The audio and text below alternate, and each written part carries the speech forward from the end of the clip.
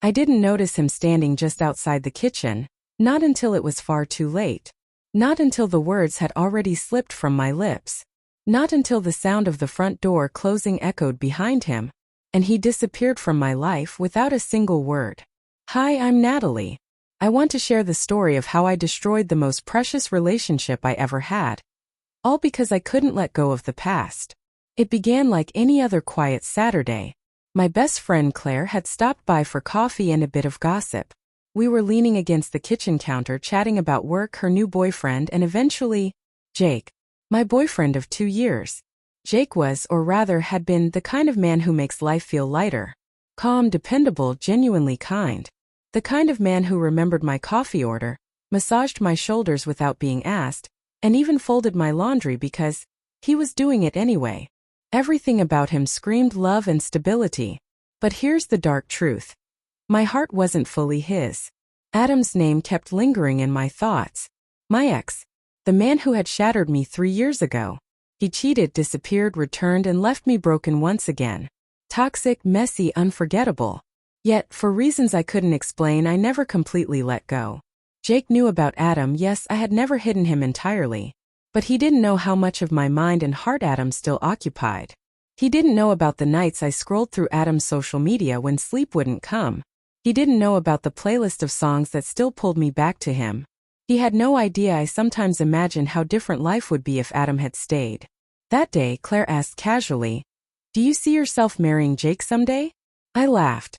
Not because it was funny, but because the question cut too deep.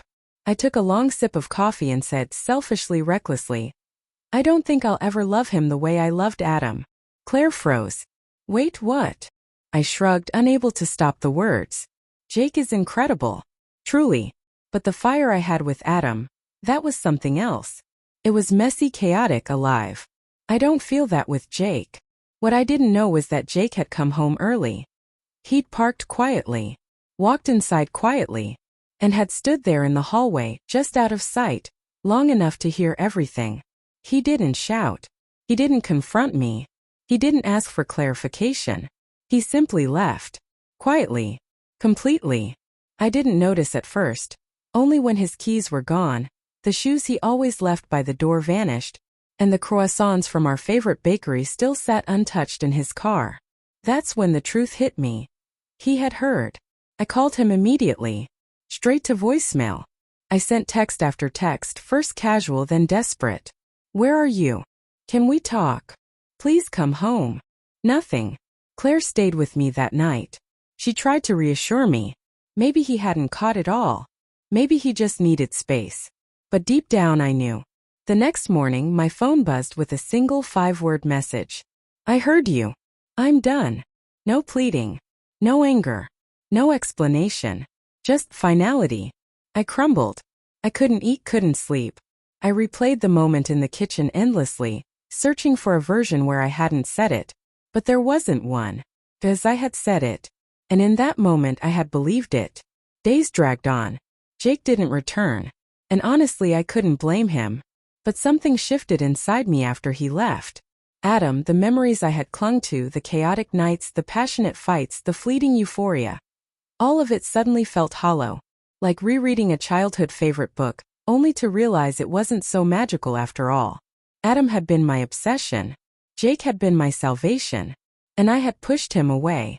2 weeks later, I bumped into Jake's sister Emily in a bookstore. We embraced awkwardly. She didn't know whether to be angry or sympathetic. I apologized.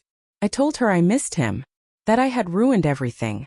She looked me in the eye and said something I will never forget. "You know," she said gently, "he didn't need you to love him like you loved Adam. He just needed you to love him completely."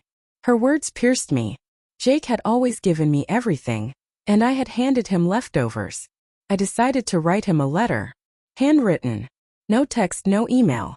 I poured everything into it. How I used to think love needed to burn to be real. How wrong I had been, how I had broken him while trying to protect myself. I told him I didn't deserve another chance. But if he ever wanted to talk, I would be there. I never received a response. Months later, I learned through friends that Jake had moved. Found a new job.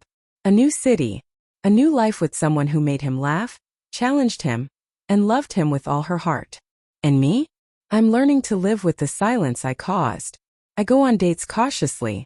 I attend therapy. I've stopped holding on to Adam in my mind. I even deleted the playlist. But I keep Jake's letter. Not because I hope he'll come back, but because it reminds me that love isn't measured by chaos or drama. It's measured by presence, by choosing someone fully every single day. If you're listening, anyone at all, remember this. Don't waste your love on ghosts of the past. Don't wait until it's too late to honor the love that's right in front of you. Sometimes the worst heartbreak is the one you inflict on yourself.